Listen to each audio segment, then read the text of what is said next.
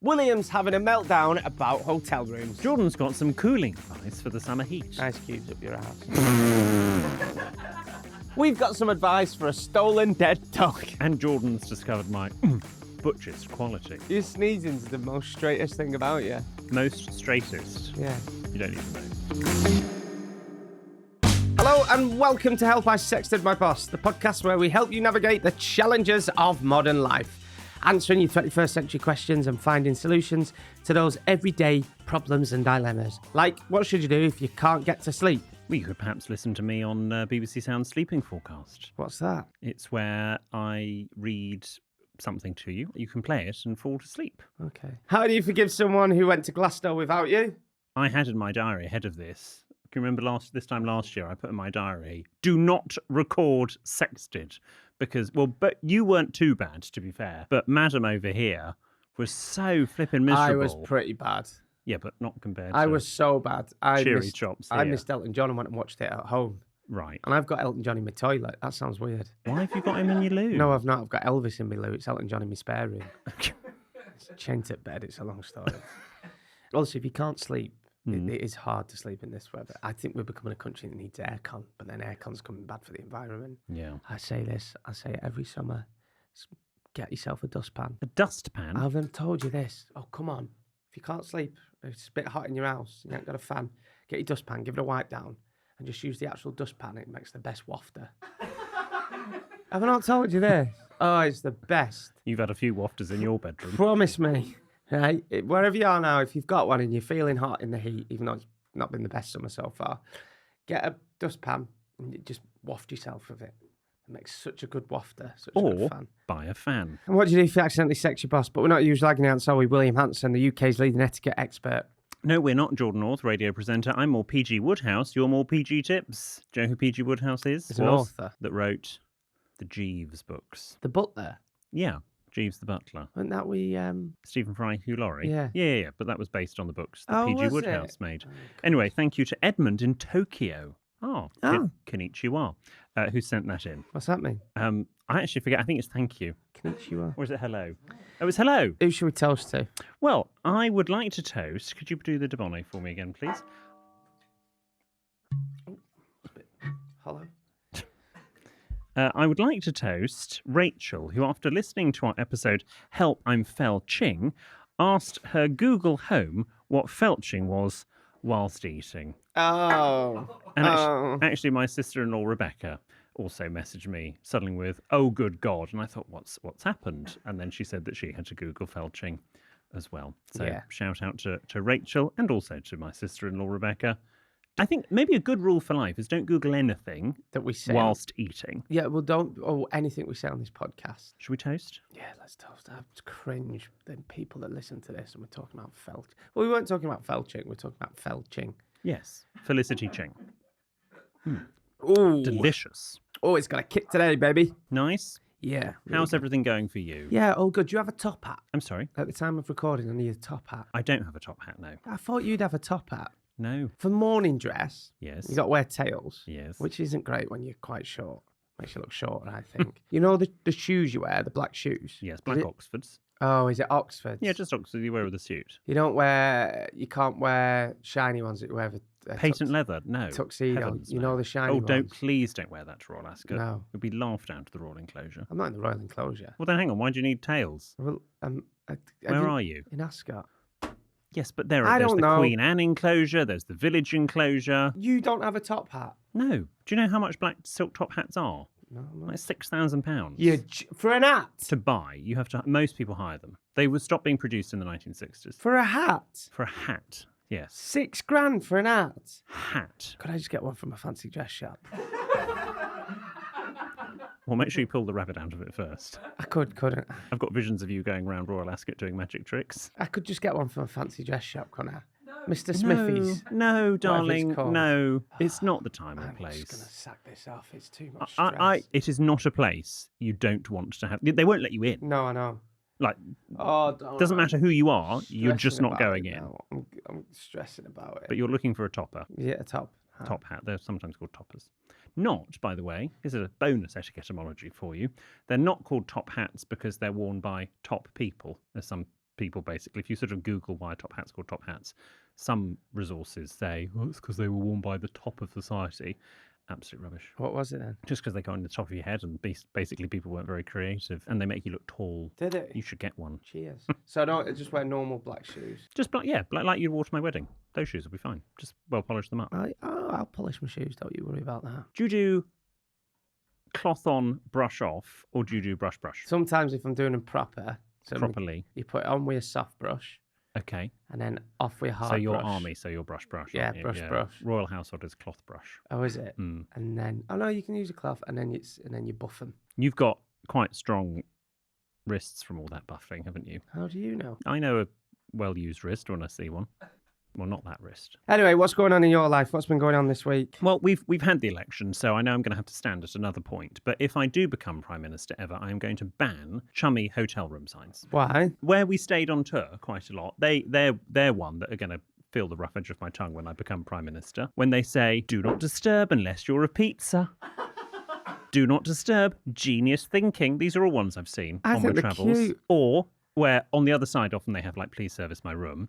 Tied up versus tidy up. Oh, disgusting. That's good. Counting sheep, or the worst possible one, building pillow forts. Just put do not disturb and be done with it. It'd be funny if there was one like do not disturb getting fisted. I might get some Isn't of those, that what you had at Mykonos? I might get some of those printed. We could do our own very own. No, because I hate them. Do not disturb signs, rogue ones that we can put in hotels. It's like do not disturb sprinkle, sparkle, spunking. Do not disturb peeling potatoes. Oh, we get on this. I mean, you can print them off and then people can stick them on. No, I hate this. These are not William approved. Can you remember the train route when it used to be called Virgin Trains before it became Avanti? And they had the do not flush your ex's sweater down the loo. It's funny once and then it's very irritating. That toilet that you speak to you. Yeah. Hello, the train here. It's not funny. Hello, it's the loo here. I know what you're thinking, a talking loo. Piss off. And then once it was busy and the door was broke, so it kept opening and shutting, and it was going off and off. Honestly, I drank half a bottle of whiskey on that train. I'm not even joking. I don't blame you. Yeah. But with hotels, just do a room sign that says, do not disturb, please clean my room. Or words to that effect. You don't need to be chummy and funny. I like to be Who goes into a hotel and goes, I will definitely stay at that hotel because the door sign's hysterical. It's nice to be... Oh, sorry, that was me. It's nice to be chummy and funny. Not all the time. Not everything can be chummy and funny. There's stuff like, they have them on the little, next to the toilet paper and stuff now, and on the shower gels and what have you. Saying what? This has got little, I can't think of them at the top of my head, but they've got little quirky. I don't want quirky. If you sprinkle when you tinkle. Oh, no. Please be a sweet and wipe the seat. It just winds me up. Yeah. Just do something and do it properly.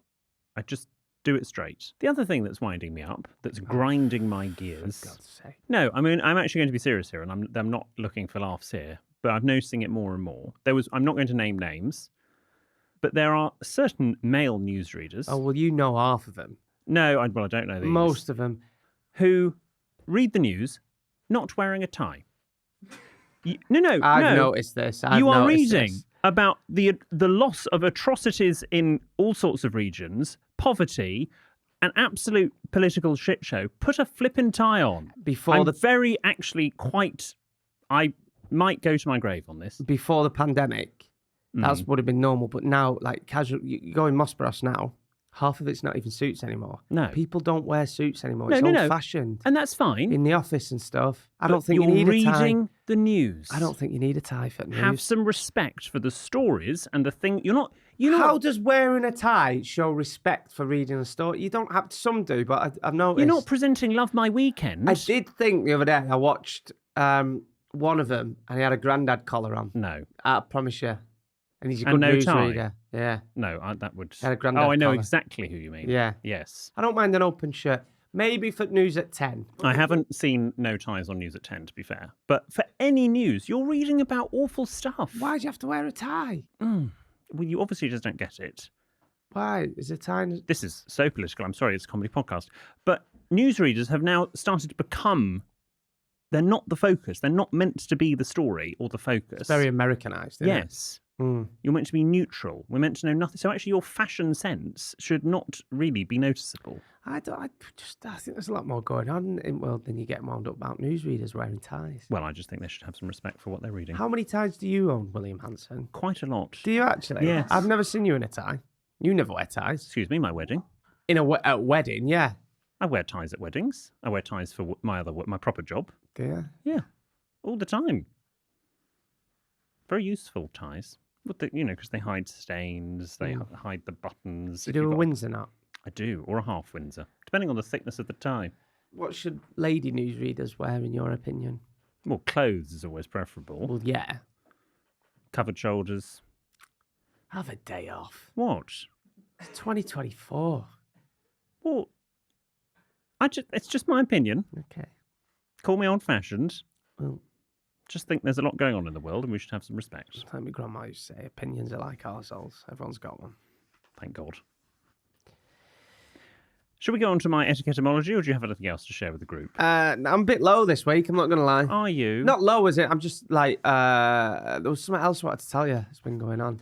Oh, yeah, we need to see if you're free for it. I'm gonna have a sexted barbecue. The answer's probably I'm not free. I bet you're not. But hear me out. I had a slight meltdown about that last night. Why? Because you're just not being free. Right. Yeah, but that's normal. I'm not free till September now, but I've got 2 weekends free. But this is fine, and it's not bad etiquette. If you've got something planned, like a meal out with someone. I'm not a flaker. But hear me out. If you've got a meal planned with someone, and I'm having a big boozy barbecue You with all our pretend you've friends, just had the COVID vaccine and you've had a reaction. No, you just say to him, can we reschedule? Something else has come up. And then you come to my barbecue, and we'll all get pissed. Well, you tell me what date it is, and I'll see who I can bump off. Ben, you up for it? But hang on, the problem is, just pretend in another life, Ben and I are doing something together. And I'm actually meant to be spending the weekend with him. And I sort of go, oh, I'm so sorry something's come up. And then I come to your barbecue and then he's there. Yeah, that's fine. Well, that would be really awkward for Ben. No, we just say, we'll sack it off and we'll go to Jordan's barbecue. You know I throw a good house party. Everyone loves coming to mine. Well, you tell me the date. Okay. That would be step one. I promise you won't have to put any washing away as well. Okay. Well, that'll make a change from the last time. I have to put washing away before you have the barbecue. Yes, you don't want any barbecued knickers, do you? No, you just don't want it smelling. All that. Okay, should we do the etiquetteology of the week? Yes, so after these messages, this was inspired by VIG&DIVA Josh Root, who emailed suggesting this. We're going to talk all about theatre superstitions, in particular, the saying, break a leg. Oh, okay. I said it to you before we did our shows. You say good show as well, but not good luck. Well, we'll find out all about this after these messages. I'm going to sneeze first. That's me. Thank you. The one thing I'll say that's manly about you is your sneezes. Was that a manly sneeze? That was a very manly sneeze. Thank you very much. That's the one thing that you're really manly at, is sneezes. Everything else, campers are all pink tents, but really manly sneezes. Here's the jingle. It's William, the etiquette geek. His knowledge is quite unique. He'll give you manners, a subtle tweak. It's time for William's etiquettemonology of the week. Okay, so we've spent much of the last few weeks and months in theatres across the UK and Ireland, so maybe it's time to talk about some theatre superstitions. And of course, we wished each other break a leg, but why is this good luck? Thespians are very superstitious, aren't they? Yes. What? They are. Thespians. They I are. love that word. I know, it's a good word. Very super. Would you consider yourself a thespian? No, I'm gay. No, a thespian. Oh, right. Yeah, you are a bit. I've done the London Palladium, darling. Yeah, but you're a big theatre goer. Yeah, but I don't think that makes you a thespian. Oh, is it someone that works in the theatre? Yes. What's the correct pronunciation? Pronunciation. Theatre or theatre? Theatre? That's Who what... says I'm going to the theatre? I'm going to the theatre. Theatre. Okay. Not theatre. Theatre. That's what you were looking for, I think. Anyway, let's talk about break a leg. The exact origin of this is uncertain, but there are a number of theories. However, many of them do not bear up to most scrutiny. One of the earliest is that in early theatre concepts, like Shakespeare, for example, actors would be rewarded by coins thrown onto the stage, and they'd have to break, which was the old-fashioned word for bend, a leg to pick them up. So basically, in order to get paid, they had to break a leg. Oh. One theory doesn't really stand up, to be honest. Another suggests it's from the music hall days, when more acts were booked than were needed, and only those who passed or broke the legs, and the legs are the technical term for the black cloth on the sides of the stage, got paid because acts could be booed off. So if you were wishing a performer to break a leg, it was basically saying, hope you get paid. And you only got paid if you went on. Oh, basically. okay. However, beautifully romantic, these ideas. They seem unlikely because the term isn't seen in any literature until the 1930s and mainly post 1945, so after World War II. Not that old then. No, not at all. Some people think it may have come from the German expression Hals- und Beinbruch, Verstandungstechnik, meaning break your neck and leg, which was used to wish good luck to pilots for whatever reason. But as most theatricals are often quite superstitious, it is more likely, although not proven, that it is from an old superstition that wishing someone good luck would bring only bad luck, so wishing them the opposite worked. Thus, wishing an actor to break a leg, which would obviously be a disaster for them, is basically wishing them good luck. It's my biggest fear, breaking a leg. Is it? Well, one of them. Right. If I broke a leg, I wouldn't be able to cope. Oh, no, but don't say all this because this is now something going to happen. Oh, touch wood. Please touch wood. And you Please. don't want to go to Ascot on crutches. Please touch wood. Please touch wood. Touch your head. That's not wood, Yeah, darling. well, if you haven't got it near you. There's wood under the table. Don't say anything. But there's wood here. Touch wood. Yes. The thought of it. Again, Have you ever broken a... No. Have you and not? I've broken an arm, a collarbone. I broke a collarbone playing Power Rangers with Al Ryan. Were you the pink one? Threw me off the top bunk. Did he? Yeah. I broke a wrist playing football. Oh. It did. It bent it. Bent it right back. Did it? Saved the penalty from our Paul. Oh. What? I've told you this before, but my father, at the same time that Michael Owen had his injury, broke his fifth metatarsal, but he broke it going into Pret-a-Manger in Clifton Village.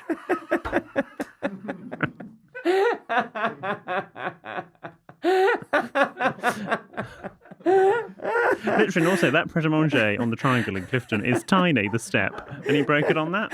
How did he do? He just tripped, didn't see where he was At going. the same time as who? Michael Owen, No. he had been off some football thing because he'd broken his fifth metatarsal, and my father broke his In Pret. in Pret-a-Manger, which had just opened. God bless him. Did he have to go to a hospital? Yeah, he was in a cast for weeks. We had to do family sports day with him limping around. Oh. We did a family sports day. That's a whole nother You discussion. did a family sports day? Yes, I organised it. Everyone was involved, aunts, uncles. We did egg and spoon races around the secret garden. Gosh, you had a secret I'll card. talk to my brother to get some... Did you? I thought you hated sports. I didn't mind sports day. I hated sports day. When I was organising it at home. Right, okay. Because I wasn't involved. So I don't mind other people being competitive. I just don't feel any need to be competitive. Oh, was you the organiser and stuff? Oh, yeah, I know. I wasn't in it. I bet you loved that. Yeah, I had a clipboard. Yeah, so that's why you loved it. Mm. So you had an egg and spoon race? Yes. You had to make your own fun? I used to play Kirby on pub car park. when I was with Kirby? Dad. Yeah. Who was Kirby? I've never played Kirby. Is that a boy? Who's Kirby? You don't know what Kirby is? No, So your mum and dad were getting pissed in pub, no, but yeah, a pack of Monster Munch and a Panda Cola. no. They got pissed in pub and you played Kirby. Will only be an hour, 6 hours later. I'm freezing. Shut up. What is Kirby? I'm You sorry. played Kirby, so your mate's on one end of the street, you're on other, and you have to throw the ball and hit the curb, and if you hit the curb, you get a point. Then you'd shout, car! The car can pass. You've never heard of Kirby. I promise you we You've didn't. never played Kirby. Did you? We've got Bristolians in the studio. Did you play? Oh, Yeah, okay. I played Kirby. It should be. I tell you what, if Kirby was an Olympic sport, the Brits would piss it. Should be an Olympics, Kirby. No. Bring back Kirby and Knockador Run. The Brits would be We've great. talked at it. about Knockador Run. You couldn't do Didn't that. know because we had the electric gates, so it wouldn't work. Should we go on to the listeners' dilemmas? Yes. This is from Anonymous. Hi, William and Jordan. I'm getting divorced this month after 11 difficult years. Let's just say we were beyond the relationship MOT stage. I was wondering, what is the etiquette for celebrating getting divorced? We had someone do it on tour. Get divorced? Yeah, they were celebrating the divorce. Oh, yes, we did. Yeah, they were. They came to Manchester, I think. Manchester. Yes, they were on the Manchester divorce. too. Go and have a big night out. Yes. Divorce. Especially if you've took them to cleaners. Spend that money, love. You go for it. Well, I'm very sorry to hear that you've had a difficult 11 years. I remember my mum and dad were threatening to get divorced. My mum was. Every other week. Don't worry, it's fine. She once wrote a list and stuck it on the fridge of everything she was taking. Potato peeler? I mean, you know, Orion weren't on it, so... I don't blame her, to be fair. Yeah, she did. She's like, I'll take you to cleaners. They're still together. Hey, 40 years. They'll be married next year. Well, ditto my parents. 39 years. Everyone's parents. Yours as well. They all got married at the same year. What year was it? 40 years. They did this. Celebrate. Would it be 87? They celebrated the 39th. Or maybe they were 88. I don't know. I think it was 80. No, be 86, I think. Anyway, they've been married an awfully long time. This is from Jane. Hi, boys. I'm in a bit of an awkward situation. My beautiful ma'am lost her dog, Bubbles, very suddenly. Oh, it's all death and divorce. Obviously, she was extremely upset, and we buried her in the garden under the apple trees that she loved to sit by every day. Fast forward a few months, and my mum kindly looked after my dogs while I visited a friend. One of my dogs, a Springer Spaniel named Ben, is 17 years old, but acts like he's a puppy. Familiar with the concept. When I got back, my dad informed me that some wild animals had dug up Bubbles' body. I immediately knew that it was Ben, as he had done this before when my other Springer died of old age. My question is, what is the etiquette for apologising to your ma'am for your dog digging her dead dog's body up? I feel a card and some flowers doesn't quite cut it. Ed Springer's the sniffers one that smell out dead bodies. Yeah. So is that why he dug it up? They're only doing what they're bred to do. Yeah. It's only like when Cat brings a mouse in. So I don't think you need to apologise. Honestly, I probably wouldn't do flowers or a card. I think you just verbally talk about it. I think the flowers and the card slightly trivialise it. Can you imagine seeing a dog's dead body after a funeral? It would be awful. Well, we don't. How long was it? Only after a few months. I won't put it under apple tree as well, because then you'd have like bits of dog in apples, wouldn't you? Why has that apple got a tail on it? Be like a kiwi fruit, wouldn't it? Yes. That's how a kiwi fruit was created. Is it? Yes, it's half apple and half corgi. How would you apologise to your dog digging up a dead dog? Ooh. Well, Ken dog's dead dog digged up a dead dog. I found that funny, no one else did. Ken's dog's dead dog dug up a dead dog. Capital breakfast, 6 until 10. I would... Yeah, I think you just have to... I don't do cards and flowers. You just have to talk and say, look, I'm really sorry. We've put the dog back into the ground, and maybe don't bring your dog round. Ken dog... Oh, we don't need to go... dead, isn't it? Ken dog's dead. I'm only now working out what you're saying. Ken Dodd. There's that tongue twister. Ken dog... Ken Dodd's dead dog. No. Ken Dodd's dog's dead. Ken Dodd's dead dog dug up a dead dog. We'll work on that one. Okay, well, tune in next week. That'll keep them coming back. Jane, in answer to your problem, I think you just verbally talk. But it was nobody's fault. You can't control your dog sometimes. Multi-millionaire, and he lived in the same house he grew up in. Yes. Had all money under a mattress, didn't he? Apparently so. Shoe boxes and stuff. Yes. This one is from Michaela and Jessie. Hi all. A family friend had an old sick dog, but while they went on... More dogs! But while they went on holiday for a week, they got a dog sitter. Their departing words were, if she dies while we're away, don't stress. Just take her to the vets and sort it out and we'll reimburse you when we're back.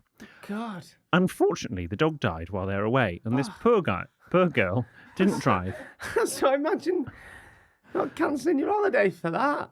So she had to put the dead dog in a suitcase and get on the train. This is weird. Christ, it's a weird Paddington episode, isn't it? The case was heavy and she struggled to get it onto the luggage rack, so a kind man offered to help her, and feeling the weight of it, asked what was inside. Too embarrassed to say it was a dead dog, she said it was DJ decks. That's good. That's good. That's quick thinking. She relaxed for a while until she discovered that the case was gone. Someone had obviously overheard her conversation and had nicked the suitcase. No.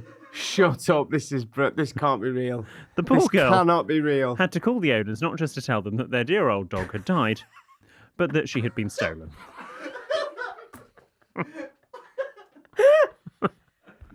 Oh, Jesus. So what would you do if your recently deceased pet had been stolen? And is there an etiquette for when you steal a suitcase only to uncover a dead dog? Oh, my God, that is brilliant. Well, if you steal something and you discover it's not what you thought it was, shame on you because you shouldn't have stolen it in the first place. That poor thief. Don't feel sorry for the thief. Thought they were getting some DJ decks and they open it up as a dead dog with tongue hanging out. Paws up. What does a dead dog look like? Well, probably that. Yeah. That poor... What would thief done with it? Oh, can you imagine opening that up? It's a story they'll tell when they're inside. Yeah, lads. Right. I was once on a train and this girl got on and said, She had some decks in a suitcase. So, well, tea leaf did, didn't I? Yeah. I opened it up. It was a dead dog. You what? He's a dead dog. You top or bottom tonight. Well, yeah. I think Michaela and Jesse, you just have to be honest. You just tell the story like you've told it to us. No, I think... I don't get why they were putting the dog in a suitcase and taking them on vets. On a train? Well... there must have been a bit more local vets. Taxis are expensive, and you might live in the middle of nowhere. Nearest vets would probably trade. They probably thought all this through. I would have lied, and I would have burnt an old teddy or something, and then say that the ashes were done. Oh, and then say... Burnt a teddy? Something with a bit of fluff. No. I don't think when you handle ashes of a dog, there's a bit of fluff. Do you know what? Don't burn teddy. It's probably bad for the environment. Next time you empty your Dyson, right? I would have put it in an urn.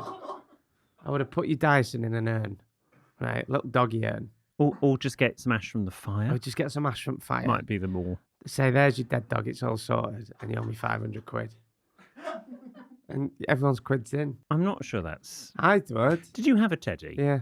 What was your teddy? Can't remember. Oh, come on, don't. No, I don't think. Don't pretend to be cool. Yeah, well, I was thinking about it. What was he? Actually, it's the big brown bear. Good. I'm glad I asked. What was yours? I had leopard. Did you? It was a white snow leopard. Oh, that's sweet. Yeah. I can't remember what mine was called. Daddy. That's what I would have done.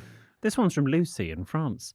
Hello to all the team. A few years ago, I was training to be a doctor in the emergency department, and one of my patients was telling me how sad he was that his wife had passed away recently. Oh, God. Who wrote these? Jesus Who collated these? Christ, what's going on? Can we have... Is the team all right? A bit more cheery? Do they all need a holiday? Oh, God. Oh, gee, I feel like what's worrying is they've all come off tour with us for months, and they're now writing about death, marriage, divorce, funerals. God. He took his phone out to show me how beautiful she was, and to my surprise, there she was, his wife, dead in her bed. I can't cope. How is one supposed to react when shown a photo of a corpse and being told how pretty she looked? Who would take a picture? Oh, bless you. We've all been there where we've taken our phone out and shown someone a photo of a stiff one by accident, but not perhaps in the way that it happened here. What is the etiquette of taking pictures of dead people? Are you going to allow me to be slightly morbid and tasteless? I mean, I'm asking you this now. Just imagine something happened to one of your parents, something awful. Oh, don't. Would you take your phone out and take a photograph? What, like put it in family WhatsApp group?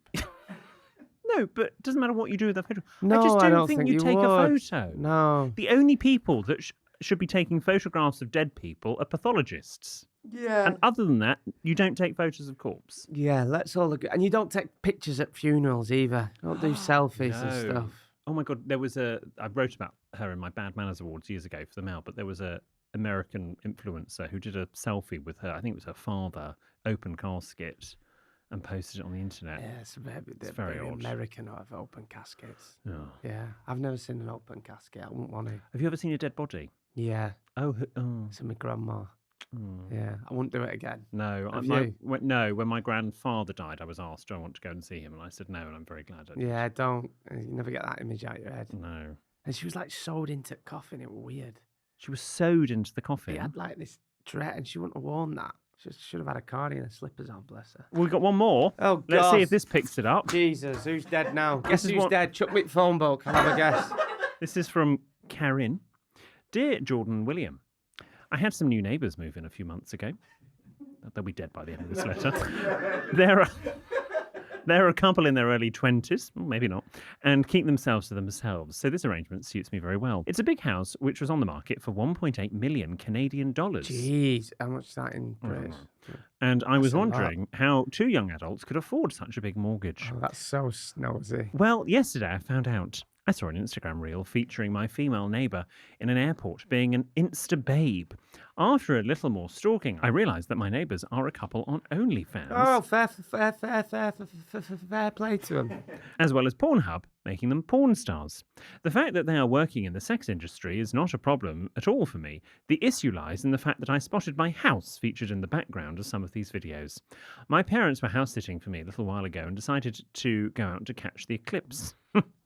Oh, God. This just so happened to be the moment my neighbours decided to make a little video of their own in their garden. Oh, God. What's the etiquette when your neighbours are porn stars? Okay, I was going to say there's no wrong with that, and they're in, but I'd pop a little letter through. I think it's fine if they want to do that. It is the invasion of privacy of showing your house. Yeah, and you just are a little right. letter saying, hey, nice little letter from your neighbours. Love your videos, love your work. Huge cock. But I subscribe. yeah, like and subscribe, but please can you not have my house in the background? Yeah, have to I think pop you that are on within something. your rights. Yeah. You could probably write to the website Pornhub or OnlyFans and say, could you remove that video because my house is featured? Like on Google, you can get your house pixelated from Google Street View. Can you? Yes. You'll probably be doing that, won't you?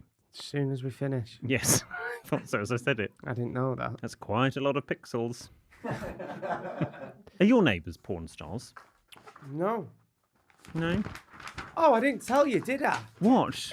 I won't mention. She's really lovely. Yeah. I completely forgot. I'll leave Okay, you we've with remembered this. now. New neighbours. Yes. Massive G&Divas. Oh. Came to see us at the Palladium. Nice. I just finished the run. Before they moved in? I just finished the run. The week we're at Palladium, she went, oh my God. I was like, I'm sweating out. I was like, oh, hi. She went, I'm a G&Diva. I was like, oh. She's like, oh my God, do you live around there? I was like, I live here. She went, oh, I live there. Hello to your new neighbours. There you go. Anyway, thank you for your questions and dilemmas, G&Divas. Remember, you can listen every Tuesday and Friday, and we'll be back on Tuesday. Goodbye. Goodbye.